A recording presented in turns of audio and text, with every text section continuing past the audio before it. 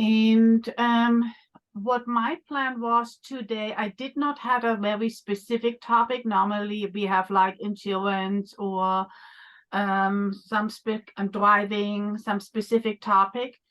I did want to go and cover the riding before the prints and scoring, or how to run it, because last meeting and in other emails, people asked me a couple times about the riding in front of the prints. I know we started a separate group, but life got busy and I haven't really done a lot with that. Let me see if I actually can go and just share my screen. So before I actually go into how I run riding in front of the prints, or I like to run, there's always more than one way to any kind of activity we do. The marshal or that individual who is sponsoring that activity can go and rewrite the rules, so long it's within the SCA rules and your kingdom rules, but you can adjust all of the different guidelines for that activity. So that goes for games, that goes for mounted archery. You just need to make sure whatever the guidelines are, you let the participants know ahead of time. So what I am sharing today can obviously be modified to your likings. I actually like how Mistress Bridget or Jennifer Jobst started that event. And over pandemic, I was fortunate enough to run a lot of online training for riders and judging a lot of that riding before prints. So, and working with Kathleen Hawk and Mistress Bridget on that, they really taught me a lot about the old masters, what really they try to emphasize while they were trying to create in this program or that activity for us within the SCA. But I just also want to make sure you know what I'm going over. It's not law and you have to do this. It's all optional. I just hope it helps you to run this activity, because I find a lot of people are confused when they're running it or when they're trying to participate on how to do it at the end. And today, actually, and the documents I have are actually the I'm sharing today. Those are the documents that are actually on the SCA Equestrian Facebook post. Actually, I shall start with this one here. This one here, can you see it's like not full stake, or maybe can make it this way. This is the PDF that Mistress Bridget created about how or what the entire activity is all about. Again, it is on Facebook group. If you need it, I can also go and post it again in our group here, or email it to you if you don't find it. But in here, basically, she describes what this whole activity is all about. A lot of those ones in the document are from Frisone and Marksman's. Those are two of the late period equestrians where we have a lot of documentations how they trained a horse and the advice they gave us on how to train it, what they were looking for, the carriage of the horse, the harmony between the rider and the horse. And in her document, she gives a lot of great examples. So I'm not going to read this to you. Obviously, you can read it on your own. And she has in there also comportment of the horse, what really to try to maybe achieve with your horse when you participate, what are some of the things that judges will look for when they're watching you. So she's really detailed. Plus, she gives a lot of great examples and exercises for what patterns to write. And so if you just go through all of this, again, she has patterns in there. this is only a small little introduction to that activity.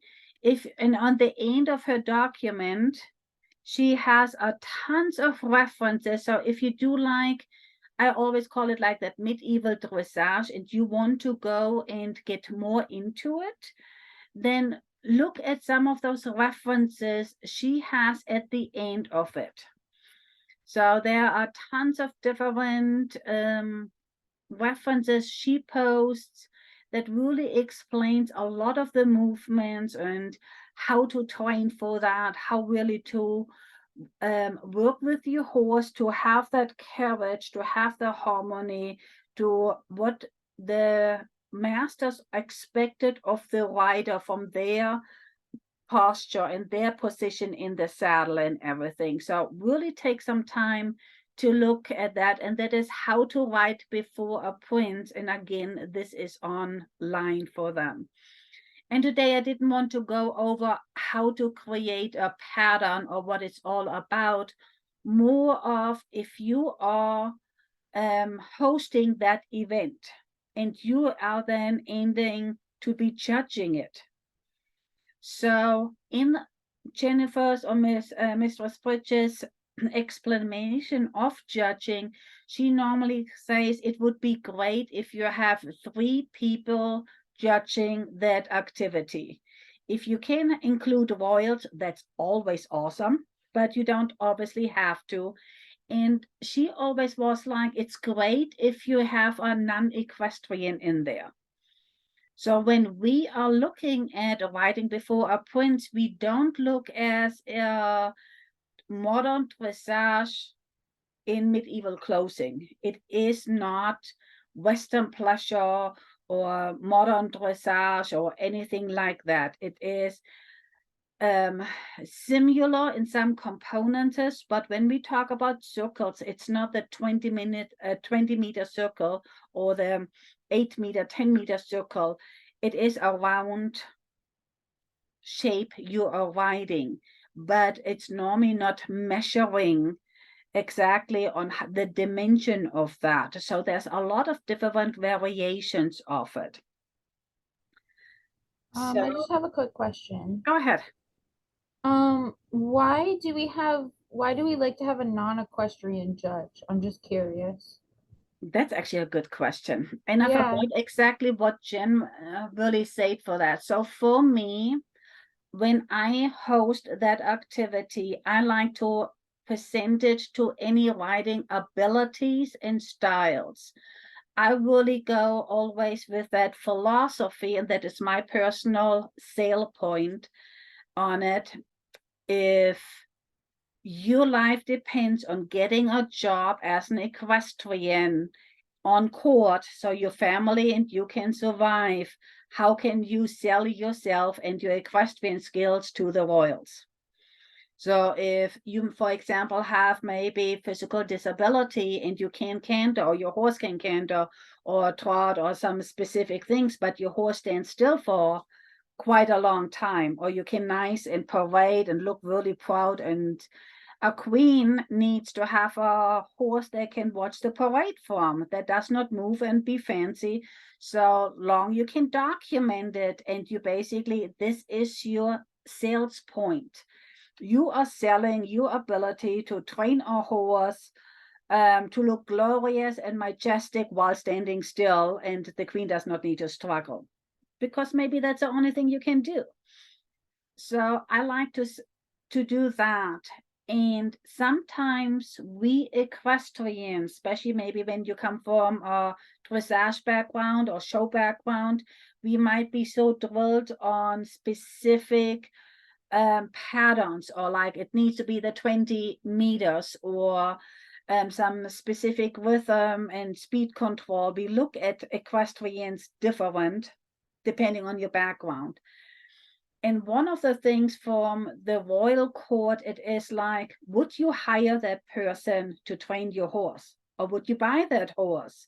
Because that looks great for your barn. Because at the end, medieval times, I always feel like, especially like in the later periods, the horses was your wealth of your household. and be glorious and having those great studs or stallions in the brood maze, that bloodline, and just look really awesome because of the horses you can present that really enriched your status within the kingdoms in the between the royals. So if for the royals, then a lot of times was like I ask them, so if I am judging, I normally stand behind the two judges and I explain the pattern we're going to see.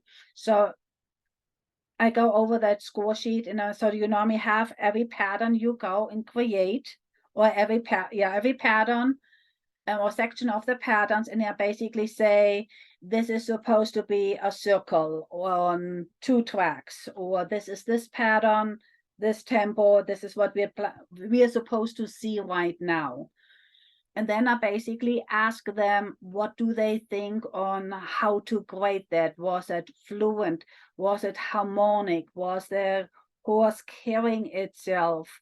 Were they fighting? Sometimes have a simpler activity, but look really smooth and elegant and calm, makes a better impression than a really difficult pattern, and you need to sit there and fight with your horse. A lot of times that non-equestrian, I feel like they're looking more on how did this performance really present instead of all the little techniques and maybe the different stuffs in between. Does that make sense? Completely. They see it from a completely different view of us. So Yes. taking that view in to then help judge how well they did. Okay. That And makes a lot of sense. to have more than one judge is also you get the different perspectives. So, and I And see a they'll lot of times that they don't have the opportunity to have more than one judge, or everybody. I mean, that was a benefit really when we did it online, because I had recordings, and then we could just review a lot of the recordings as well for that. But yeah, if you have and a performance, you don't really have that. So having somebody who has that paper in front of them and basically know what figure is next, and then people who just need to watch it, and then somebody who just writes down the notes, and the other can just watch it, I think it makes it easier as well. yeah, they'll each catch something if the other person didn't. And then I normally write down everybody's score of the evaluation, and then after everything is done, I total it together. And that's basically what I wanted to review today, because I felt like a lot of times people do it differently, and sometimes, or they don't know what to do with that. And I had a learning curve myself. So it's not that I knew how to do it from the beginning. Like I said, I was privileged to have a lot of online competition with other people who knew more than I did. So, and again, those score sheets, this one I have, I think Mistress Bridget created those ones, and I just downloaded. I didn't create it. And I think these are actually her score sheets that I got from the online from that. So the writing before the prints, under special considerations, are always liked that the participant also puts down what are you trying to sell yourself for. Like I said, the queen needs to have a calm horse to watch the parade, or this is my training skills. It's a whatever it is. You basically, your purpose is of competing, or if there is any considerations, otherwise we should know. For example, there is very limited documentation about riding bareback. But if that is your persona, your culture, and at that time, or they didn't use saddles, and that's what it is, and you want to show basically that this is really a huge part of you, if you can document it and explain it, you probably can do it. But if you maybe just show up, and there was some controversies about that, because the old masters did not, in the 16th century, they didn't show the horses bareback or liberty style or anything else. So why don't you use tag? So you maybe need to document if you're planning to do this because that's one of your strengths, then document it. I put that stuff under the special considerations. And then otherwise, the front sheet, it's basically description of the diagrams. I a lot of times copy and paste pictures because drawing small, tiny things and make it visible. And then the name of it, any kind of reference for that. You can use what is in the previous PDF I just mentioned, or any additional from any other resources you basically filled out. So this front page here, all those, let me make it a little bit smaller here. This side here, whoops, there you go. It's basically those two ones are filled out by the participant. And when you host that activity, most of the time you will see a time limit or a minimum or a maximum of patterns. Like they say a minimum of 3 figures or a maximum of 5 minutes or 3 minutes. So that is depending on what your criteria is when you host that activity for that, but you need to announce it before people start to fill it out, because if you have a 2-minute time limit, you cannot have a lot of different patterns. It just would not work. And then the score 1 to 5, 1 is always the lowest, 5 is the highest score. That is basically on the performance. And then any kind of comments the judges might make. And again, if I am hosting it, I am normally the writer to document the score and the comments. So the other 2 judges can just watch and don't need to take their eyes away from the writer and take any kind of notes, because sometimes after 5 minutes, you might not remember how the start of that competition was, depending on how skilled people are to judge anything. So primarily this one here should be filled out while people compete. That is normally, I say, my preference. I've seen competition where no notes were taken, and after the competition was over, they started to put scores in it. And if I watch 5 or 10 riders, or maybe 3, I might not remember the first one or the second or the third one with all the different patterns and figures they write. So I always think if you can organize it that way, have somebody fill out the front sheet as the rider performs. I do tally at the end everything. I normally don't do any math while we have the competition for that. But primarily what I actually really wanted to also go is the back side of it. And I can enlarge it. And again, it is on the SEA Facebook or SEA Equestrian Facebook page. You have on the scores on how the overall performance is, the difficulty. You have the score and judge from the judges, the comments. And I notice a lot of people don't do it. They do the front side and then they don't do the back side. And again, it was a learning curve for me as well. But I feel a lot of times for maybe people who are not competitive dressage riders, or they're more the trail riding and come out to the SEA and perform on this, we sometimes can really maybe gain additional points because of how we ride a simple movement compared maybe to some of the more complicated, because it's also what kind of horse do you have, what is your riding ability, and everything else. So there's a lot of points we can make up by how we ride and present.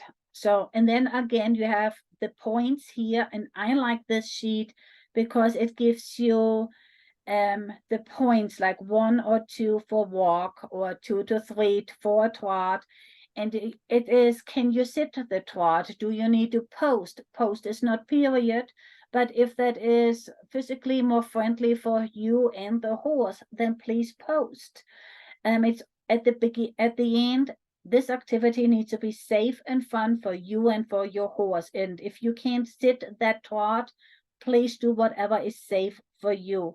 The masters did not post, at least not that I know there's any reference that they were posting for that. Or do you have canter? So this is just like some of the difficult for the gait.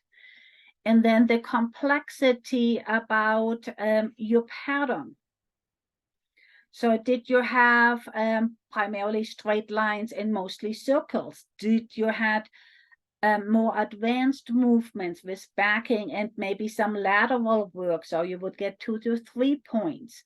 And then significant lateral work, side passes, half passes, maybe even in a trot. So any kind of advanced movements. Do you have terra in there? Changes of hand.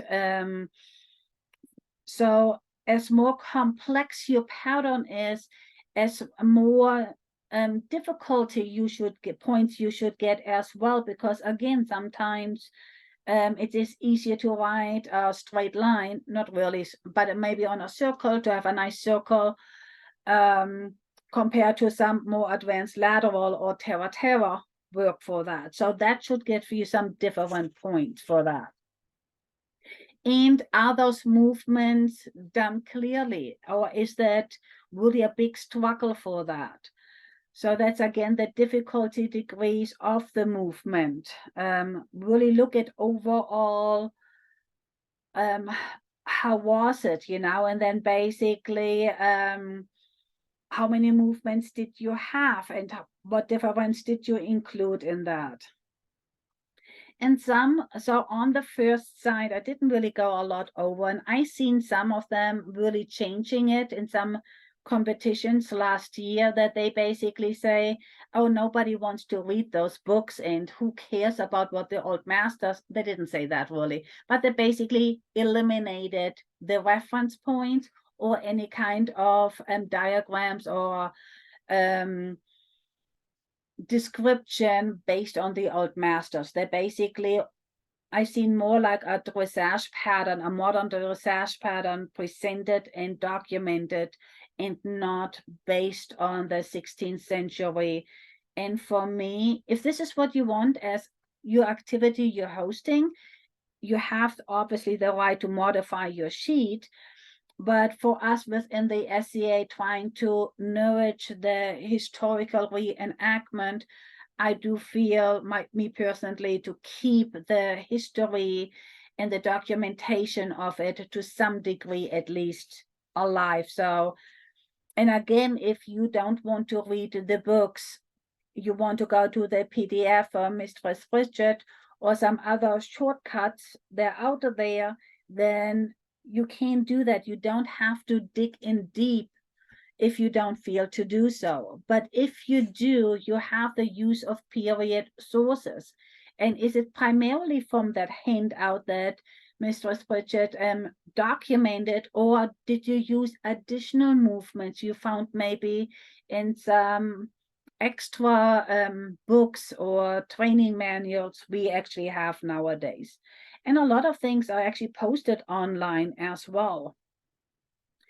And then I do also like this really here, that horse and rider clothing and equipment. And I will never ever say you need to go and have a period, bridle and saddle. But the attempt to appear period is awesome. If that is in your tag or covering your modern tag, in your clothing, in your boarding, if you do have a helmet cover, so it fits in within your persona, you will never get deducted if you maybe appear a little bit different because you do wear a helmet that looks now covered as a headpiece. Safety again will always be first, and if you or when you're riding with a helmet and that has a cover, you will get like credit for trying to appear more period for that. And then this one here is something I think it's really great as well. In some other meetings, we talked about that calmness of the willingness, that harmony between the horse and the rider, that communication, the possibility of that resistance of the horse, that if it's well behaved, do you need to fight or anything else with that? And then otherwise, your position as a rider, again, in that PDF I mentioned earlier, there is specifically written as the old masters really expected the rider to carry themselves, or how the horse is supposed to have that carriage, that manage, that posterior, how it's supposed to carry. We in the modern, we are a little bit maybe different now, as what we expect from our dressage horse or reining horse for that. But I do believe we should go and give credit for trying to recreate what was done in the 16th century for that. That goes for the horse position, as well as for the rider. And then one thing, and I know there were some controversies about that, really, do you ride two-handed or do you ride one-handed? And why should we give more credit for riding one-handed compared to two-handed? And again, if you're hosting the activity, you don't have to follow any of those. I just find, me personally, it is great if you're using this activity to try to reenact what used to be done in the period times for that. I just see some chats with what. Oh, Grant, that would be awesome. If you can either put it, if you have it here as an attachment, or put it even into the link from the meetings, that would be awesome. And for a lot of those movements we talked about, there are videos on YouTube. I know Mistress Bridget has a lot with her Haflinger. Other people posted some of their Riding Before Prince challenges. They competed, and that was, like I said, online back then. So a lot of things can be found online as well. And we did say, in the last 2 months ago in the meeting, that we are trying to film maybe some of those patterns this year and make it available to see what other people do. So we will be working over whenever we have time and posting it. So if I have no idea what I did, but now the headset works. So if you do have the availability of videoing spirals, lateral, any kind of movements you want to share, I think Bridget has like Terra on there. My horses don't do that, so that would be not something I could present. But whatever we have and we can learn from each other or have other examples, that's also always awesome. One thing I would like to add to that, and that goes actually for both sides. So after the competition, those scores needs to be added to this. And then you have a total of whatever. And that total of your score needs to be divided by how many figures did you present in your activity. So if you have 5 different patterns within your performance, that total score should be divided by 5. And it is an average. It does say here it's an average of your score. So somebody who has 13, 15 different patterns and have like every time you stop as a score point presented. So you have a pattern, then you write stop, and then you maybe do a reverse and you stop. So you're adding up points. I've seen it done so that you don't have then 15 different exercises compared, and so you're getting a lot of points as a total compared to somebody who has 5 exercises and maybe more longer lasting exercises. So the amount or the total of points collected in this first section should be divided by the amount of figures written or like sections you have in here to create that average.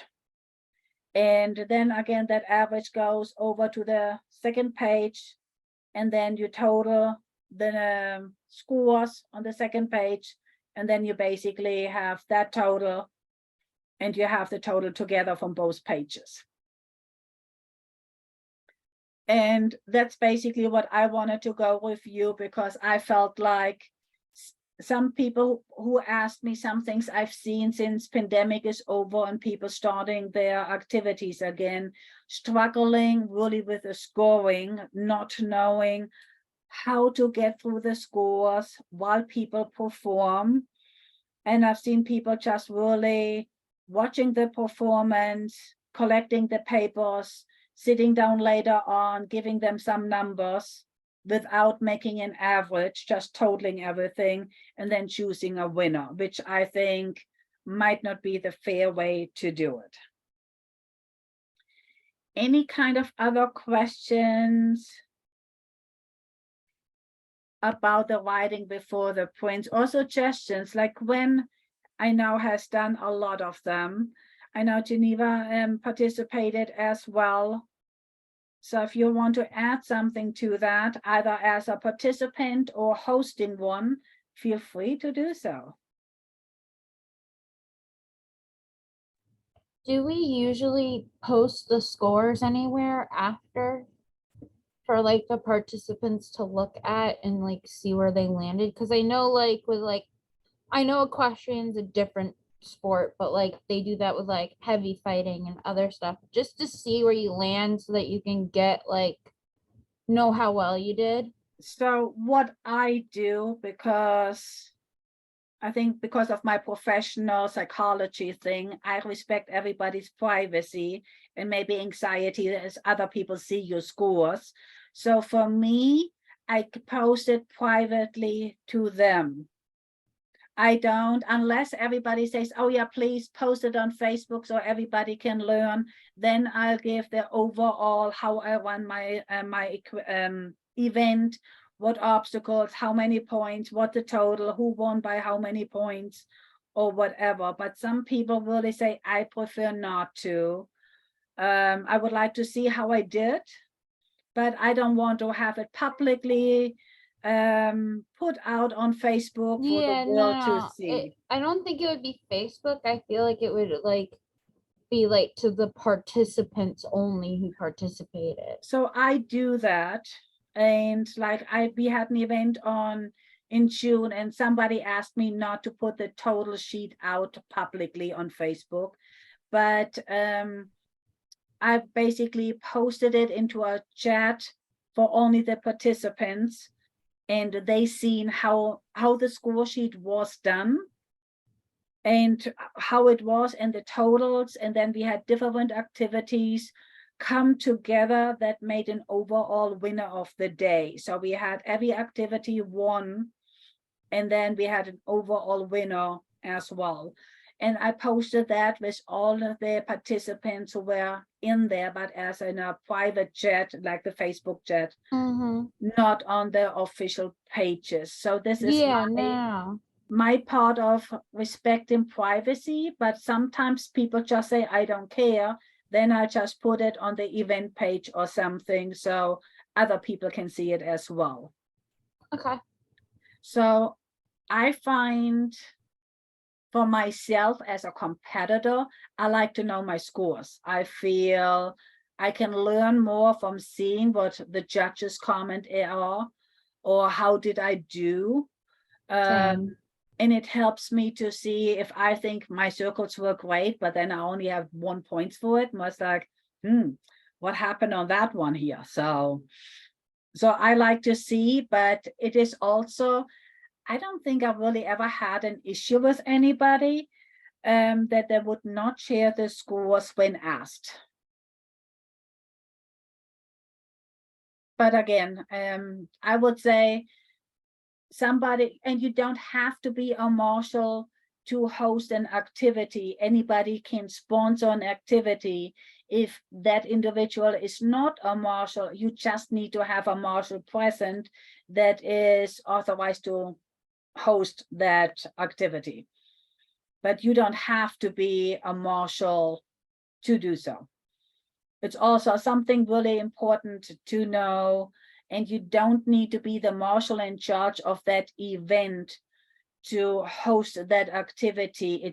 It's really great if other people host or sponsor an activity, so the marshal in charge does not have to do everything because it's so much work.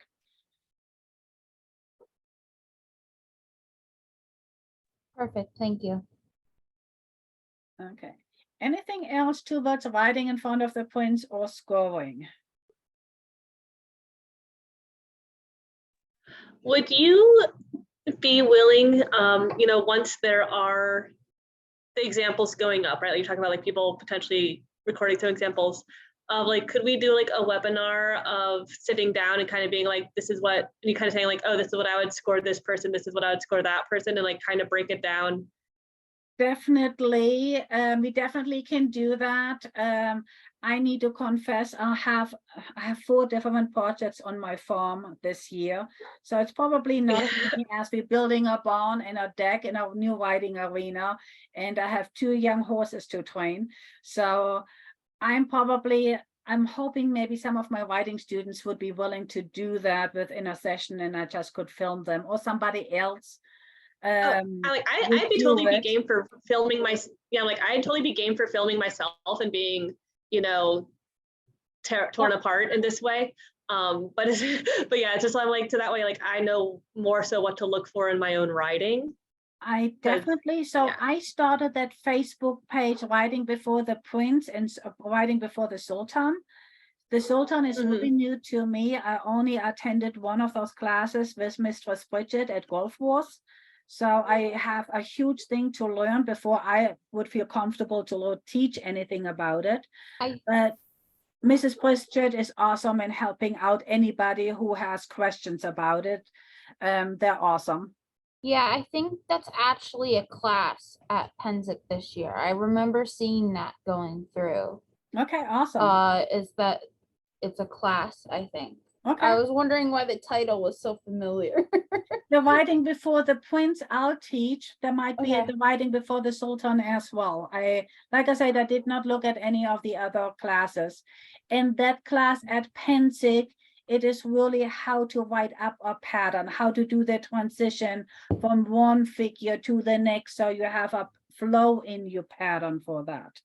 So that class at Penzic is all about the resources and how to create your performances more than the judging and the scoring part that like I talked about it today. Okay. So for that. But yes, so if you do have any kind of things, either you can send it privately over Facebook or my email, or pay money or give me an email, or do YouTube links.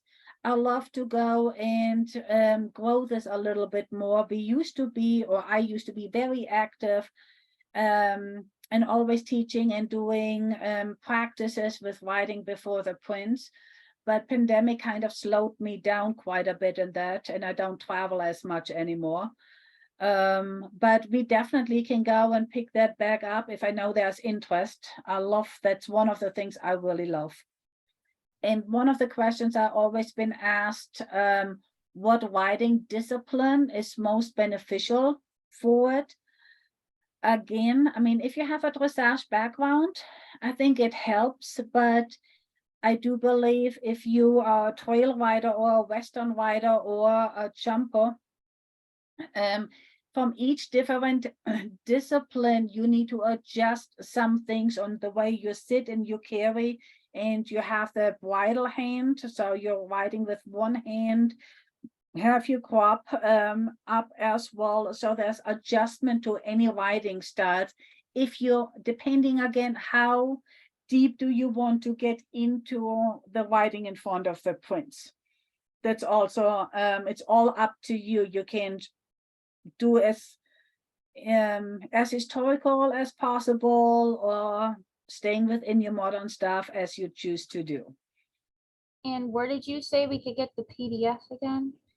Should be all under the SEA Equestrian Facebook page under the files. If you don't find it, I can pin me and then I'll send it to you as well. And something we don't really, I would like to throw this out there because I started to work on this, and I would like to maybe do future activity brainstorming, maybe in this Zoom or via Facebook, I don't care, on how to include some of the obstacles for driving. So when I do games, me personally, I like to have some more challenging obstacles in there that also uses some equitational level and weapon skills level. That is me personally, to like to have fun with that. So not just the regular heads or reads or catching the ring, to maybe have a jump while you kick or you hit the head, some lateral work over some poles, or maybe a bridge or a waterbed or a gate. But some of those, most of my challenging obstacles are used for riders. I don't think it's safe to ask a driver over it. Like, for example, a waterbed, it would not really work, or a top. I'm not sure if that is always safe for all ponies and with a carriage, or a bridge, because do we want to have a risk factor that if you're riding a horse and the horse gets worried about the bridge and steps sideways, we are most of the time fine. But if the wagon, the carriage, would tip down the bridge, even if it's just a couple inches, I'm worried it could damage the carriage, and there could be quite some safety concerns. So for me, I would like to include the driving and also provide challenging. Okay, Hannah, I can do that. And you also can go and click and invite yourself to that Facebook group if you want to. There's a lot of the official files in that group. So I'm kind of brainstorming. I'm not hosting another event. I do, but it's just a joust in October and a hunt we are going to do, but that will not include any of those activities. But I would like some brainstorming, like in Geneva, you are driving. What is safe? I did start to talk to Kathleen about it because she's so experienced in driving. What can we include to be safe, but also to include some challenging maneuvers for single or double hitched carriages? So I'm just throwing that out there as well. And the other thing I thought to throw out there for everybody maybe to think about and give me feedback, topics you would like to talk about. I am still thinking about having the insurance come back to us, especially since it's $200 now for an equestrian event instead of our $50, and see maybe how we can include some of that.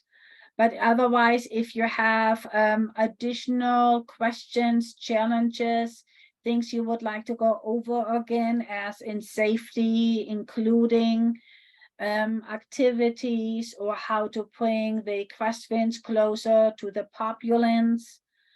Any other things we talked about, how to increase our program. Any other topics you would be interested in, either put it into the Marshall group, onto those events as topic, or just send them to me. And I'll see what else we can do besides the regular Marshall training.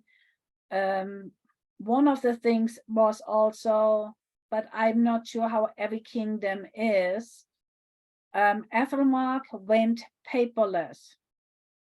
And for me to do authorizations, how to keep track, because not everybody, how to keep track who got authorized in what if I don't have a paper copy.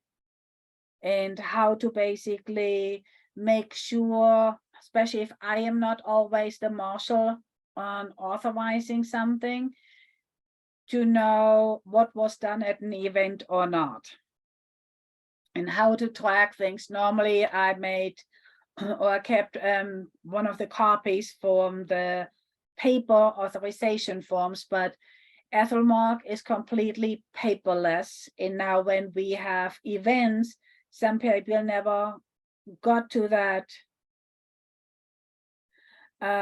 to do the online form, especially if you have new individuals who do not play in the SEA yet, but they're equestrians, and they don't really understand why we have that authorization process or anything else. So that would be something else maybe to think about. How do we go and maybe get some of those help for each other. Thanks, Gwen, for the cheat sheet. I'm going to look at it later.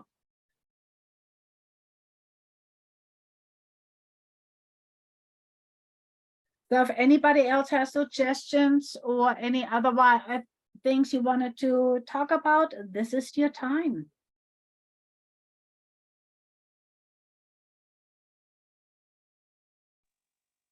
I missed like the first half of this tonight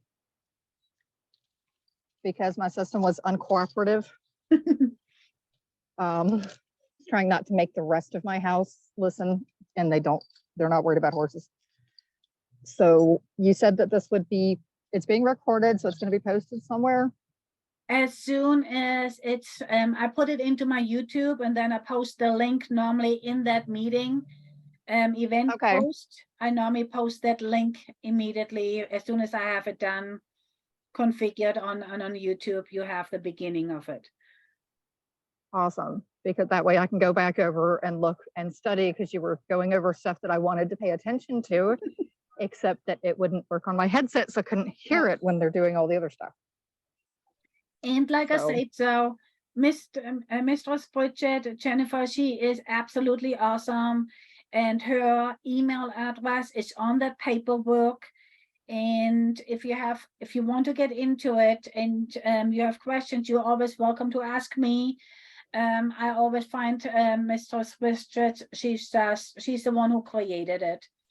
But there's a lot of other people nowadays as well that are really great within that activity and have done many research and reading about it. So we all will go and pull together and would help you. And again, if you want to do more, I did start an additional Facebook group and hope as it's Riding Before the Prince.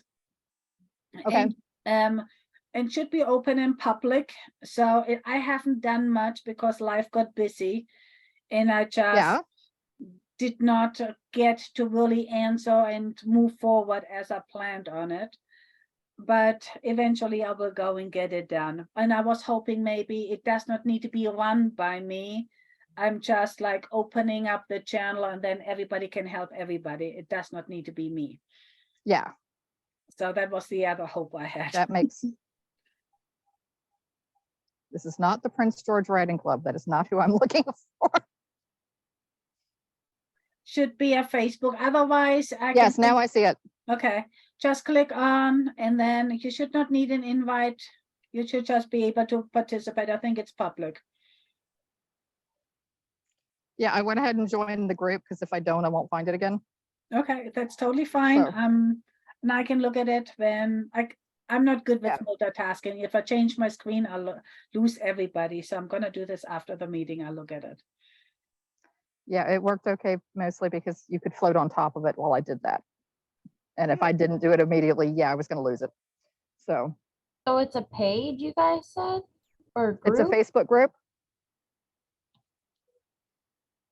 And when I'm on Zoom, Riding before the Prince/Sultan. I can't really do anything else because that slows down my computer so much. Or I don't know boy. how to do Okay. it. Yeah, my phone's not happy either, but it'll be okay for a few. So. Yeah, and then otherwise, if no, you don't have additional questions or anything you wanted to talk about or throw out there, I hope I see some people at Pensick. Again, our equestrian meeting is Wednesday, War Week at 2 o'clock this time in the Ethelmark Royals, if you have time and energy to stop by.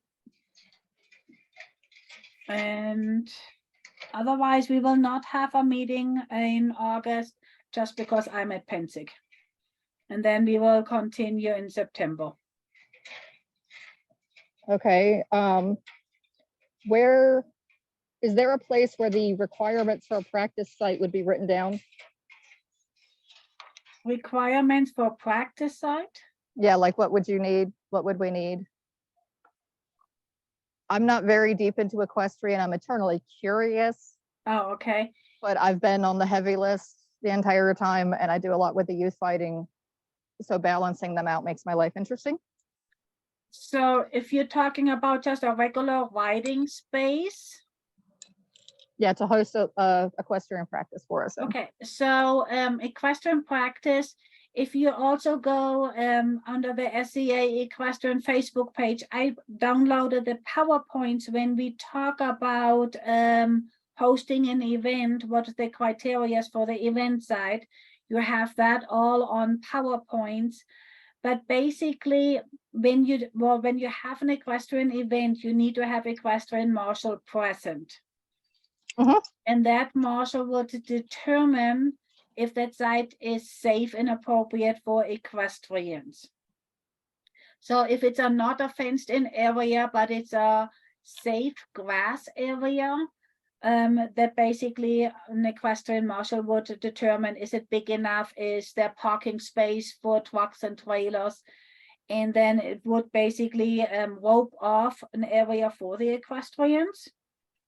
And you can basically have that, or if you have any areas like a fairground or anything else, then it's easier. So if you basically go somewhere where you have a park with a riding arena already, that is already present, you can just rent it that way. Then you have already a fenced-in area with appropriate sand or some footing in there that should be safe for horses. But if you Okay. are not familiar with horses at all and you're looking at stuff, connect with any kind of equestrian marshal in your area, and if they would go out to look at sites, that would be Okay. appropriate for Well, it. this is at the barn where I do ride and help out a lot. So if you have an equestrian barn, depending if they allow it, but they should have riding area. So if they have an outdoor riding arena or an indoor riding arena, that would be definitely appropriate then for any SCA event. But you would need to get their approval as the Oh, yeah. land property owner, and you need to put insurance in place, and you still need to have an equestrian marshal Oh yeah, on yeah. site for that event. It was like, what am I looking for so that I can check with someone and say, what about doing this over here? So You know, if- like the basic stuff, because yeah, Yeah. she has a lighted arena. There is hayfields right there that have been used for parking before.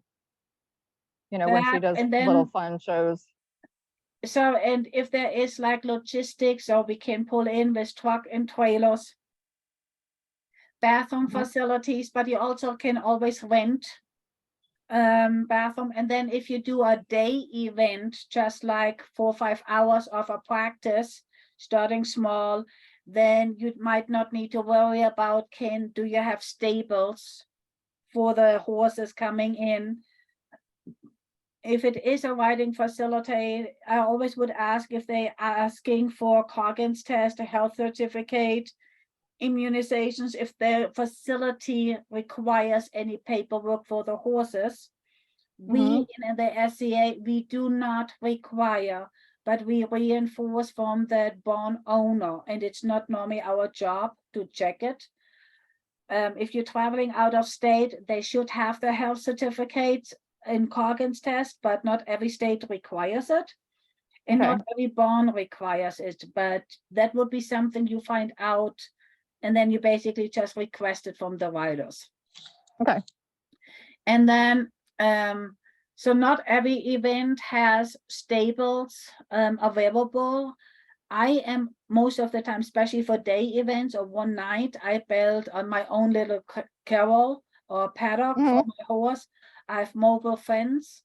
Some people prefer a stall where just to put the horses in, but that's a personal preference. You would just need, when you post that event, you basically would say stables available or not. What is sometimes also important is water on site or not. Do we need to bring our own water or electricity for a fencer or for the horse trailers? A lot of them have living quarters.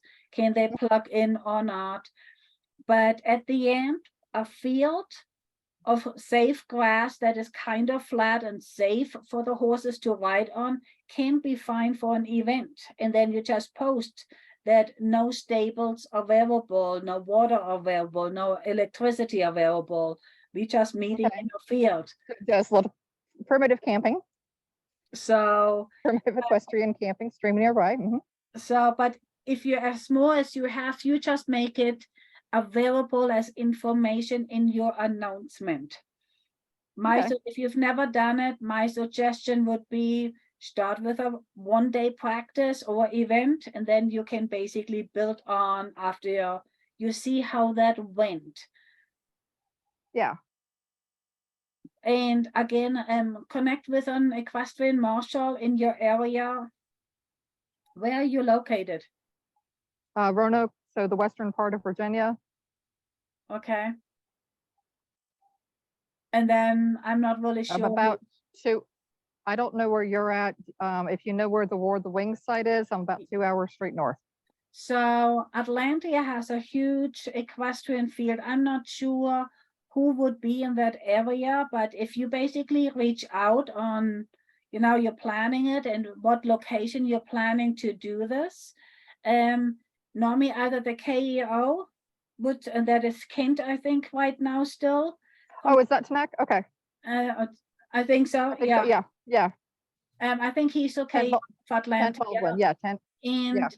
there's so many great equestrians in that kingdom.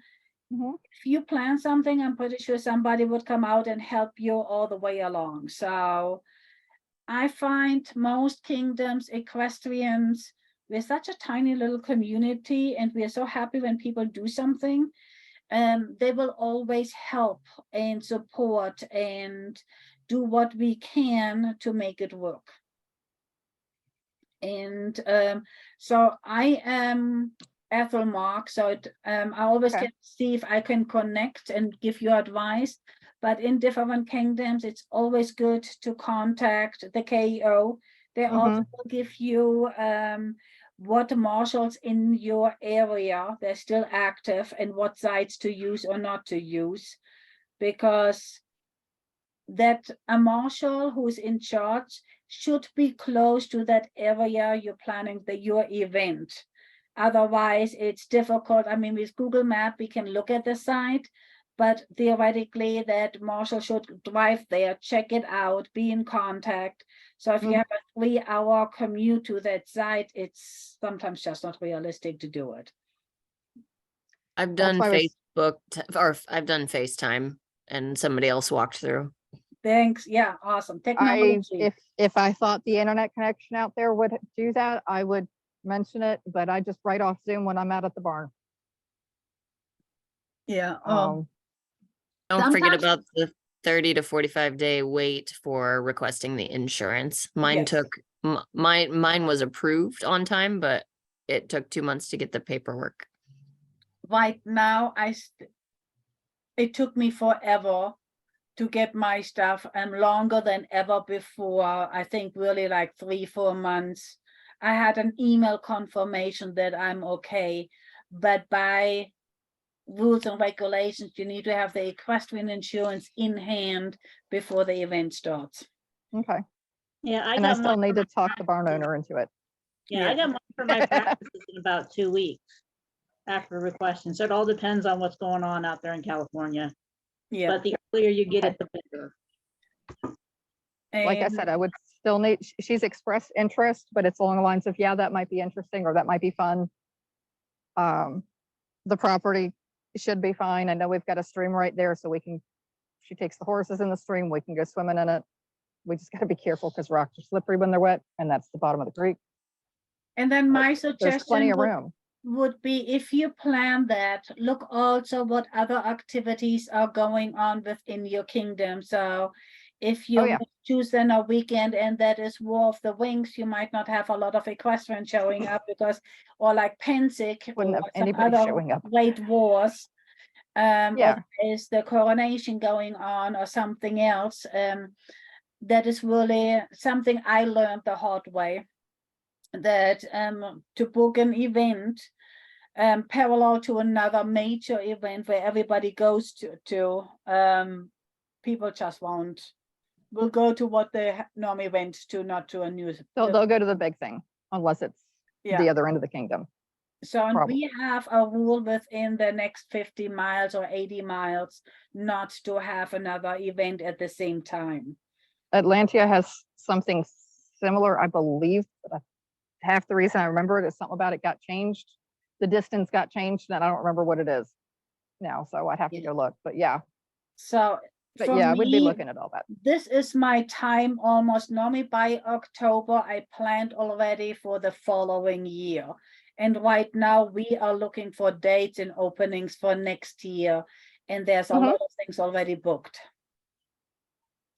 So. Yeah, we have nothing for next. I looked at the calendar earlier today to plan out my SCA stuff in the kingdom, and yeah, everybody apparently is going to post it when I get back from Pensic. August has Pensic and 1 or 2 events. I think it's 1 event, and that's it. And most of the stuff after that just has, yeah, we're having this event at this date. This is the autocrat. Check back later. So the equestrians from So- Atlantia, they also have that event somewhere in the fall. And they're The first basically, Saturday in December for an event, it's the first Saturday, I think, in December. I'm hoping it is online, but yeah, it's a day of meetings. yeah, so I've never made it to, but what I know about it, that's a great plan to what is all going on and how to do Mhm. all of it, but it's at the end of the year. So, Mhm. and again, it just, since pandemic is done, we are overcrowded with events and things that's going on, which is good, but difficult to plan something additional to it. Christy, if And you I'm- get into practices, don't forget about the calendar year rule, where in 1 calendar year, you pay 1 insurance coverage fee for all the practices that you're going to have that calendar year. So if Okay. if the barn that you partner with this year wants to do a couple tryouts, and then you decide in October, November that you want to pursue it for 2024, then get your request in for insurance early and then pay 1 price to And have do all of them. Okay, all yeah, your practices. that's right. Thank you. Mhm. And thanks for reminding that. And should you want to do, so long the site and the person in charge are remaining the same, you can do changes within the requested practices or make it even into an event. You can add a day or change days as well, so long the site and the person in charge remained the same. So Should you plan practices every Friday and then say, oh, that weekend would be a great event weekend? You still need to Yeah. have the 45 days notice in to change the time and date, but you don't have an additional charge. Okay. But then again, if you have any insurance questions, I forgot her name. Is it Joanne from the insurance? She was really helpful in actually telling us all of Yeah, the she was. additional rules for that. So And she was very welcome to us, to the idea of us reaching out and asking more questions. Yeah. I made it for that meeting. I haven't made it for the last two. oh, okay. Great. Okay. And otherwise, again, if you have no other question, I know a lot of people are either still working or getting ready for Pensic or something. I am okay with letting everybody else go. I will post that recording as soon as I got it converted. And if you need any of those documents, let me know and I can either post it towards you personally or give you the link somehow. Thank you very much. Okay, I'm gonna